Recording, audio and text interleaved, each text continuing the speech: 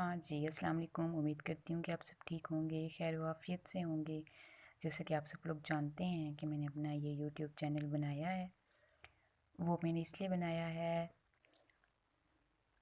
ताकि जो हमारे घर में छोटे-छोटे बच्चे हैं जो स्कूल गोइंग नहीं हैं और जिनकी उम्र 4 से 6 साल के दरमियान है, और हम मदर्स जो हैं हम उनको कार्टून लगा देती हैं, पोएम्स लगा देती हैं और उनका टाइम वेस्ट करती हैं। ऐसा नहीं होना चाहिए। तो होता फिर ये है कि जब हम उनका स्कूल एडमिशन करवाने जाते हैं तो वहाँ पर जो टेस्ट होता है, तो वहाँ पर जो ओरल और रिटन टेस्ट होता है उसमें हमारा बच्चा परफॉर्म नहीं कर सकता। तो ऐसे नहीं होना चाहिए। बीइंग अ मदर, ये हमारी रिस्पॉन्सिबिलिटी है कि हम बच्चे को स्टडीज़ की तरफ भी लाएं, उसका टाइम वेस्ट नहीं करें, क्योंकि यही उम्र होती है बच्चे की सीखने की। अगर हम इस उम्र में ही बच्चे को नहीं सिखाते तो ये उसका बहुत बड़ा नुकसान होता है। मैं खुद भी एक टीचर हूँ और मैं बच्चों को ट्यूशन भी पढ़ाती हूँ, तो मैं समझ सकती हूँ कि बाद में टीचर्स को कितना मसला होता है ऐसे बच्चों को हैंडल करने का। तो इसीलिए मैंने अपना चैनल बनाया है। आप लोग अपनी डेली रूटीन से कुछ थोड़ा सा टाइम निकाल लिया करें बच्चों के लिए, और मैं आप लोगों को थोड़ा थोड़ा काम बताऊँगी, थोड़ा थोड़ा काम।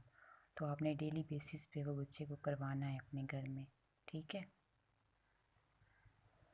हम ये तो कहते हैं कि हमारा बच्चा फर्स्ट आए, पोजीशन ले, लेकिन हम उसके लिए करते कुछ नहीं है।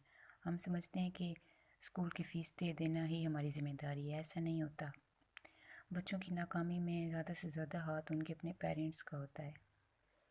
टीचर उतनी तवज्जो के साथ नहीं बच्चे को देखती जितनी एक माँ और बाप देखते हैं। टीचर का कोई कंसर्न नहीं होता। उसके लिए सारे बच्चे बराबर होते हैं। उसने अपना टाइम मैनेज करना होता है, उसी टाइम में उसने सिलेबस कवर करवाना होता है।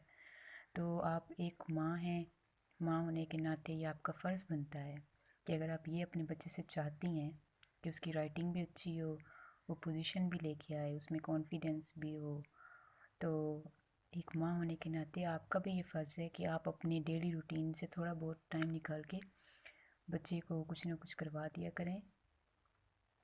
इससे ये होगा कि बच्चे का जो इंटरेस्ट है वो डेवलप होगा पढ़ाई को लेके। बच्चा यहीं से ही सब, घर से ही सब कुछ सीख कर जाएगा, तो स्कूल में जाके उसके मसले जो हैं वो कम हो जाएंगे। तो उसे पहले से ही सब कुछ ना कुछ आता होगा, तो इस तरह से उसको पढ़ने में आसानी होगी। वरना बच्चा उसको बर्डन समझता है पढ़ाई को, और उसका दिल नहीं लगता।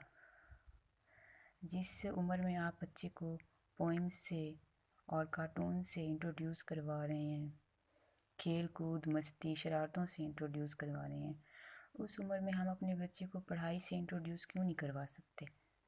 जबकि पढ़ाई जो है वो एक दौलत है। हम बच्चे को इस दौलत से महरूम रखते हैं और उसका टाइम ज़ाय करते हैं। ऐसे नहीं होना चाहिए। तो स्कूल जाने से पहले ही इंशाल्लाह आपका बच्चा सब कुछ सीख जाएगा, अगर आप मेरी वीडियोस देखेंगे और घर में थोड़ा बहुत टाइम निकाल के बच्चे के लिए आसानी पैदा करेंगे। तो चलें वीडियो स्टार्ट करते हैं। हाँ जी, तो आज है हमारा लेटर ई। उसके लिए हमें क्या चाहिए होगा? कलर्स, स्केल, लेड पेंसिल, कोई भी कलरफुल मार्कर, और एक इरेज़र और एक शॉर्पनर। चलें तो हम अपना लेटर स्टार्ट करते हैं। आज है हमारा लेटर ई। सबसे पहले आपने ऊपर हेडिंग दे देनी है, राइट लेटर ई। ई से स्टार्टिंग पिक्चर्स कौन कौन सी हैं, आइए देखते हैं।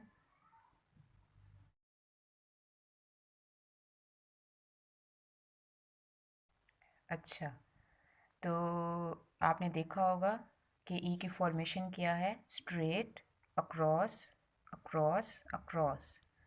लेकिन मैंने आपको बताया था कि आपने बच्चे को वो वाले अल्फाज यूज़ करने हैं जो बच्चे को समझने में आसानी हो। तो हम क्या कहेंगे? स्ट्रेट, एक हाथ, दूसरा हाथ और तीसरा हाथ।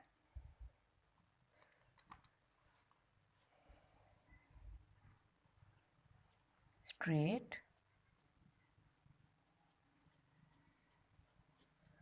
आप बच्चे को कहेंगे जिस तरह से हमारे हैंड्स होते हैं, हमारे 2 हैंड्स हैं, और आपने बाहर देखा होगा जो कैट है, डॉग है, उनके 4 हैंड्स हैं। तो ई के कितने हैंड्स हैं? 3। कितने हैंड्स हैं ई के? 3, और एक जैसे हैं। जैसे हमारे हाथ एक जैसे होते हैं तो इसी तरह ए के हाथ भी एक जैसे हैं, सॉरी ई के हाथ। तो ई के कितने हाथ हैं? 3, 1 2 3, और एक जैसे, छोटा बड़ा नहीं करना। तो इसका साउंड क्या है? ए, ए, ए। क्या साउंड है ई का? ए, ए, एग, ए, एग, ए, एलिफेंट, ए, एलिफेंट, ए, एलिफेंट, ए, एग, ए, envelope, ए, envelope, ए, egg, ए, egg, ए, envelope, ए, elephant, ए, elephant, ए, air, ए, air, ए, air, ए, elbow, ए, elbow। उसके बाद आपने बच्चे को अपनी एल्बो दिखानी है। ए, elbow, ए, elbow। उसके बाद आपने बच्चे को पेंसिल देनी है, और वो बच्चा अच्छी अच्छी यहाँ पर ऐसे ट्रेसिंग करेगा। ट्रेसिंग बिल्कुल नीट एंड क्लीन होनी चाहिए। अभी यही उम्र है बच्चे की राइटिंग की। अगर हम अभी से ही उसकी राइटिंग पर फोकस नहीं करेंगे तो बाद में हमें कोई हक नहीं होगा कि हम बच्चे की राइटिंग पर पॉइंट आउट करें। तो इसी तरह अभी से ही बच्चे की राइटिंग पर आपने फोकस करना है कि बच्चा नीट नीट और बिल्कुल लाइन पर ही लिखे। ए, एग, ए, envelope, ए, elbow, ए, elbow। उसके बाद बच्चा कलरिंग करेगा। बच्चे की कलरिंग भी बिल्कुल नीट होनी चाहिए, बाहर नहीं आना चाहिए उसका कलर।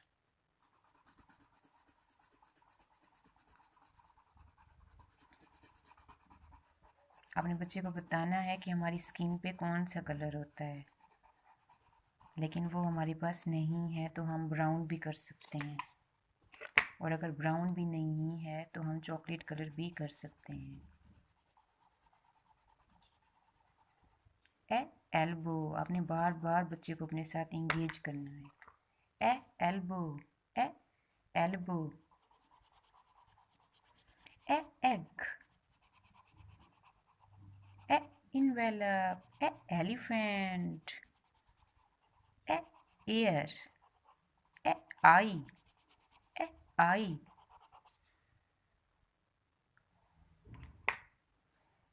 चलें जी, ये हमारा हो गया। अब हम एक एक्टिविटी करेंगे। ए बी सी को अलग कर लेते हैं और उसको अलग कर लेते हैं बच्चे की आसानी के लिए। अब ऊपर हम क्या लिखेंगे? आज हम सिर्फ एक्टिविटी लिख देते हैं, एक्टिविटी। तो ए बी सी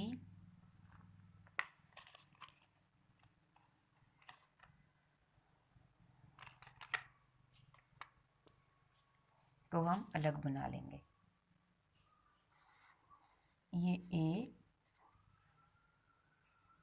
और ये बी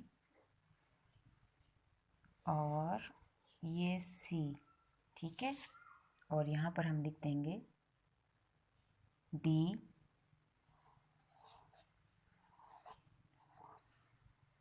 ई, एफ, मैंने एफ भी करवा दिया था, एफ। ठीक है, ये हमने इसलिए किया है ताकि बच्चा कंफ्यूज ना हो, और ज़्यादा लेटर्स हो गए हैं ना, तो हम अलग अलग ही पिक्चर्स बनाएंगे ताकि बच्चा आसानी से आइडेंटिफिकेशन कर सके। ए, ए एप्पल, सॉरी, अ एप्पल, अ एप्पल, अ एप्पल, ब बॉल, ब बॉल, अ एप्पल, ब बॉल, ख कैप, ख कैप, ख कैप, ड ड्रम, ड डोर, ए ए एग, ए एग। अपने बच्चे को बताना है कि हम ब्रेकफास्ट में एग यूज़ करते हैं, या मैं आपको एग बना देती हूँ और बच्चे को एग दिखाना है। ए एग, फ फ फ फॉर फिश,